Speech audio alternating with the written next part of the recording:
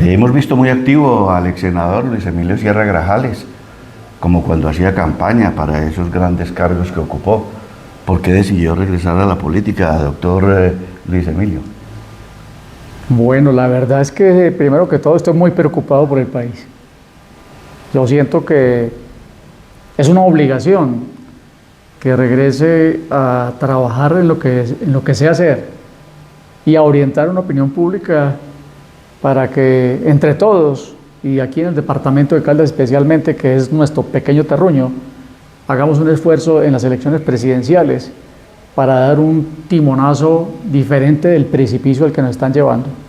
Esa es mi principal tarea. Y lo segundo es que debo también participar en la elección al Congreso de la República de quien fue toda la vida mi coequipero, de Félix Chica, un hombre que siempre me acompañó durante casi 25 años, fue mi fiel escudero, fue mi asistente, se hizo a mi lado. Lo hicimos por primera vez diputado y después, en el año 2018, cuando tomé la decisión de no volver al Congreso, yo puse a consideración de los diferentes municipios y de toda la dirigencia de la organización qué nombre debería ser la que debería reemplazarme, a quién le entregábamos las banderas. Y en aquel entonces, año 2018, que yo di un paso al costado, le entregué la dirección a Félix Chica y en aquella ocasión salió electo a la Cámara de Representantes. Así que a Félix lo conozco de toda la vida, sé que es un hombre valioso, tiene los méritos, tiene la trayectoria, tiene la capacidad, tiene la vocación de servicio, de modo que ayudarle a Félix es un acto de justicia. A Luis Emilio Sierra Grajales lo conocí cuando integraba el equipo de la redacción deportiva del diario La Patria. Él llegó y ahí empezó con su grupo juvenil Brás a incluir a los jóvenes en el tema de la política y empezó lo que fue su exitosa carrera política siendo concejal de Manizales. De esa juventud, incluido usted, que manejó en su momento a la juventud dispersa, a la juventud que hoy no tiene tan claro el camino como la juventud de esa época, ¿qué diferencia encuentra usted? Bueno, qué bueno que usted haga remembranza de esas épocas.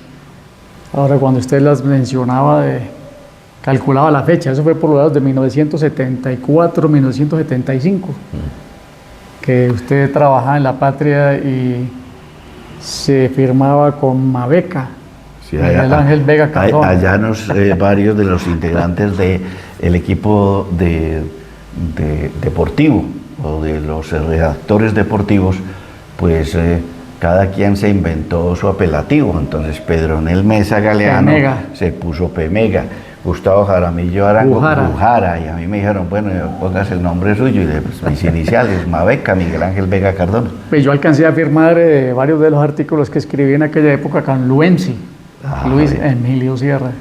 Qué bonito recordar esas épocas hace ya muchos años, fíjese usted, ya casi, bueno, 50 años. Pero muy bueno recordar nuestros inicios en el periodismo y los inicios suyos en la política. Eso llevo yo en la política. Yo empecé realmente muy niño, fue una vocación muy temprana con la juventud. Yo creé el BRAS, Brigada de Acción Social, que fue la organización juvenil más grande que se tenga historia. Todavía hoy lo recuerda la gente, Manizales. En aquella época el BRAS lo constituíamos más de 800 muchachos, de todas las procedencias, de todos los estratos sociales. Ese fue mi inicio realmente en la política. Y tenía su propia página en el diario La Patria, cuando el periódico era grande, un periódico con mucho cuerpo, como el diario El Tiempo o El Espectador. Y recuerdo que era una página muy leída y donde inclusive le daba la oportunidad a estos muchachos de empezar a incursionar en el periodismo también. Sin lugar a dudas, esa página se llamaba la página juvenil. Con ella trabajábamos Pablo Andrés López Villegas, muy destacado abogado de la ciudad de Manizales, Juan Pablo Orozco, que durante mucho tiempo fue caricaturista de La Patria. Ahí había una cantera muy importante de líderes y sí, de esa página juvenil surgió todo un liderazgo dentro de la actividad política, que es lo que hoy realmente son los espacios que deberían dársela a los jóvenes. Para contestarle la pregunta, Miguel Ángel, yo siento que A los jóvenes hay que encaminarlos bien, hay que mostrarles para qué sirve la actividad política, hay que enseñarles democracia, hay que enseñarles lo que es, por ejemplo, la tripartición del poder público. No podemos caer en tiranías. Este gobierno que está terminando quiso llevarnos a un estado totalitario. La convocatoria que querían hacer y que todavía insisten algunos de una asamblea constituyente no es para otra cosa, sino para volverse a reelegir. Y ese tipo de cosas conducen a estados totalitarios, dictaduras que no son buenas ni de izquierda ni de derecha. Así que a la gente deberíamos volver a enseñarles en los colegios, en las escuelas, el civismo, mostrarles lo que es la democracia. La democracia nos ha valido mucho, mucha sangre. La independencia nos costó miles de muertos para que ahora nosotros no salgamos a defenderla como corresponde, con las herramientas que nos entrega la democracia. Y la más importante es la de las elecciones. Así que en esta contienda, Miguel Ángel, queremos llevar también ese mensaje a la gente también del deporte. Tú que estás tan metido en el tema del Once Caldas. Pero perdón, le hago una interpelación. Álvaro Uribe también torció la Constitución y se reeligió. Y cuando quiso hacer la segunda reelección, yo estuve en contra de eso. Fui de los senadores que no quiso la reelección, porque me parece que ya era suficiente con una, no una segunda. La reelección no era tan fácil como decía Fabio Echeverri Correa, que era cuestión de mover un solo articulito. Bueno, doctor Luis Emilio, para que no hagamos tan extensa esta entrevista, es muy bueno que usted nos recuerde. Usted ocupó todos los cargos de elección popular. Usted fue concejal, diputado, representante, senador. No, yo fui concejal, de ahí salté directo a la Cámara de Representantes. Solamente estuve un periodo, ni siquiera un periodo de los largos, fue un periodo de la Constituyente, que revocaron el Congreso, llamaron nuevamente a elecciones y salí electo para el periodo que iba de diciembre del 91 al 20 de julio del 94. Fue un periodo muy breve, realmente menos de 3 años, que estuve como representante a la Cámara. Y de ahí inmediatamente salté al Senado, el lugar donde estuve cinco elecciones continuas. Correcto. Doctor Luis Emilio, yo recuerdo que cuando usted era el senador del Movimiento de Salvación Nacional, era muy importante en el departamento de Caldas y colocaba gobernador, alcalde, tenía mucho que ver con los diputados, el consejo, en fin. ¿Por qué tocó fondo el Movimiento de Salvación Nacional y en pasadas elecciones saca escaso 1%? Y para mí se convirtió, con el respeto que usted me merece, en un partido hazmerreír, porque ya no es tan influyente. A ver, muchas cosas pasaron. Primero, la muerte del doctor Álvaro Gómez Hurtado, vilmente asesinado, cuando pretendía que el país llegara al acuerdo sobre lo fundamental. Y dentro del acuerdo fundamental decía, el primer punto era que no mataran a la gente. Y paradójicamente él murió víctima de las balas asesinas de este país.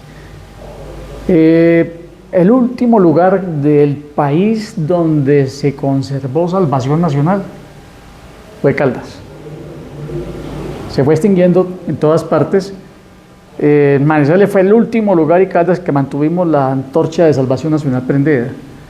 El último parlamentario que salió electo por Salvación Nacional fue Jorge Eduardo González Ocampo, nuestro representante a la Cámara, que en paz descanse. Y gracias a esa curul que tuvimos a la Cámara se pudo mantener la personería jurídica durante 4 años más. Después el Consejo Nacional Electoral nos retiró la personería jurídica y ahí ya no tuvimos más remedio sino migrar a un partido similar o afín como es el Partido Conservador. De hecho, en las últimas elecciones a las que yo me presenté en el año 2010 y el 2014 ya no era con Salvación Nacional, sino con Partido Conservador. Eso explica por qué todos quienes me siguieron a mí en la época, concejales de todos los municipios, diputados, parlamentarios como Félix Chica, quedaron ya vinculados de una manera definitiva al Partido Conservador, pero su ADN es de Salvación Nacional. Siguen la filosofía de Álvaro Gómez Hurtado como lo sigo yo todavía. Bueno, ¿usted qué piensa de la forma en que se está haciendo política hoy en día?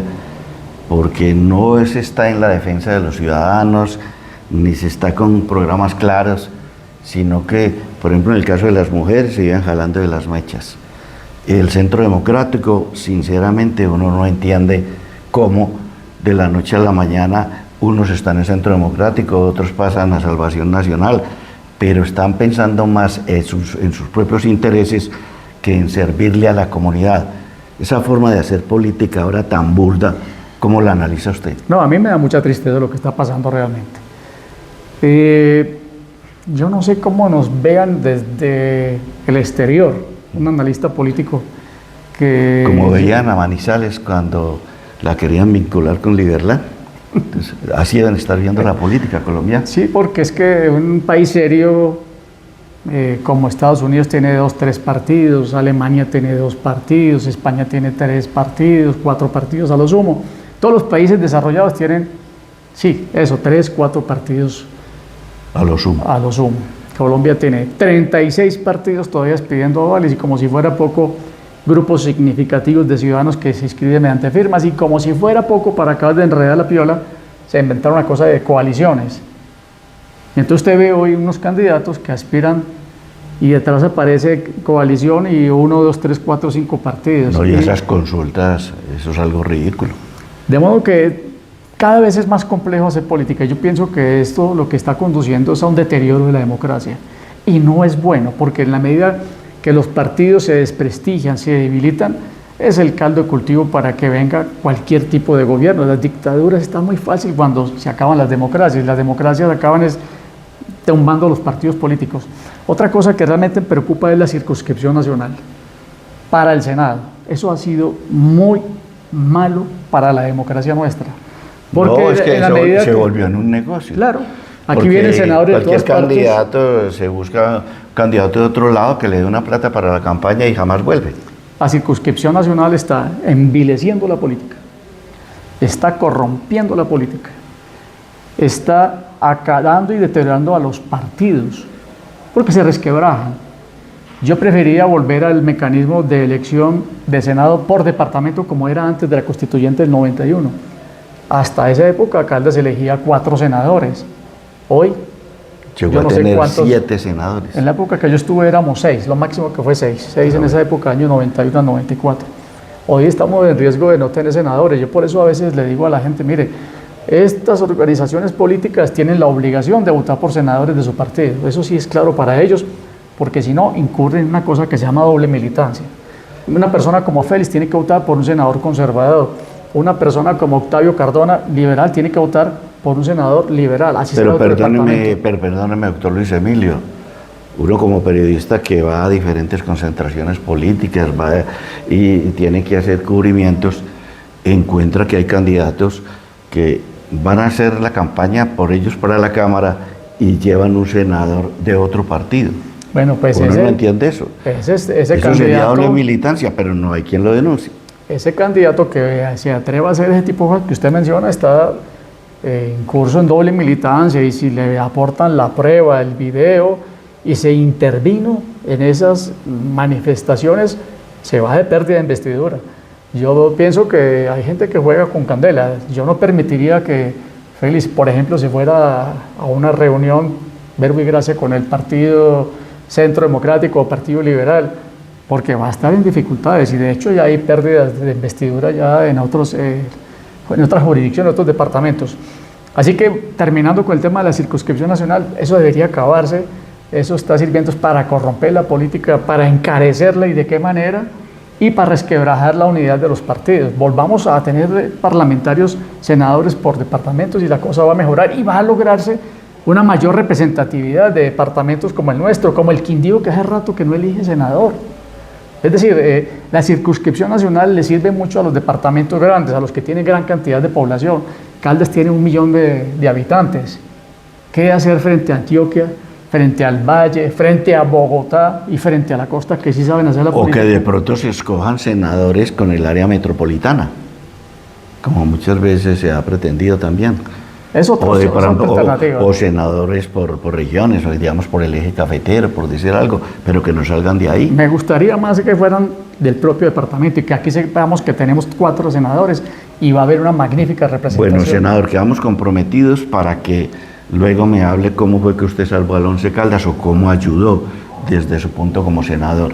Y ya finalmente estamos notando que a través de la candidatura de Félix Chica se unieron todas las fuerzas conservadoras. llegó el senador Omar Yepes, luego llegó Luis Emilio Sierra.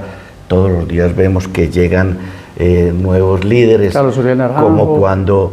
como cuando se cree que ya se ha ganado la curul. ¿Usted cree que Félix Chica logró unir a todo el Partido Conservador y podría dar esa sorpresa de ser el próximo representante? A ver, Félix Chica tiene un origen conservador, me acompañó a mí durante 25 años, yo me hago a un lado cuando las elecciones del año 2018 y los dejo a ellos aquí en Caldas haciendo el ejercicio político. Ahora me veo en la obligación de regresar y pienso que la opción más legítima, más en justicia que debe llegar al Congreso es la de Félix. Lo acompaña el doctor Omar Yepes, lo acompaña nuevamente Luis Emilio Sierra en ese ejercicio, llega Carlos Uriel Naranjo y sí, se han ido recogiendo una cantidad de fuerzas dispersas en torno a esa candidatura. Sin embargo, yo pienso que no hay nada peor que el triunfalismo. Me parece que ese es un mensaje que a veces uno manda equivocado y de pronto la gente dice este ya está sobrado y este ya sale y no hay nada que hacer, tranquilo que ya se ganó. Y no, esto hasta que no se cuente el último voto en la registraduría no hay nada asegurado. Pero yo recuerdo que usted era muy buen estadígrafo y las cuentas le salían perfectas. En su concepto, un representante a la Cámara saldría con cuántos votos y cuál sería el umbral. Bueno, esta oportunidad. Yo me atrevería a decir que el umbral está entre 37 y 38 mil votos. De ahí... Están hablando de 40. Si se aumenta la votación, sí. Si se baja la abstención, podría subirse a 40 mil. Y en ese orden de ideas, partidos que yo diga que pasen el umbral, y en eso sí me atrevo a hacer un poco de futurología. La ASI, el grupo que dirige Mauricio Liscano, porque dicen que están muy claras las representaciones, o pues están muy claros los candidatos elegidos, no están los nombres, pero que los partidos están muy claros. Los partidos son la ASI, estaría el Partido Liberal, el Partido Conservador. Pienso que... Pacto Histórico con Santiago Osorio puede sacar su representante. Si la cifra se le sube a 40 mil votos, el umbral empieza a estar ahí como en ese borde. Y Nuevo Liberalismo sería el quinto, porque a Centro Democrático no le alcanza. El Nuevo Liberalismo con Chicho Londoño, que es un candidato que era de origen conservador. Pero empezó tarde. Pero lo veo trabajando muy bien en los municipios, pienso que es una alternativa a considerar. Nuestro invitado, el ex senador Luis Emilio Sierra Grajales, que está apoyando a Félix Chica con el número 105 y el logo del Partido Conservador a la Cámara de Representantes.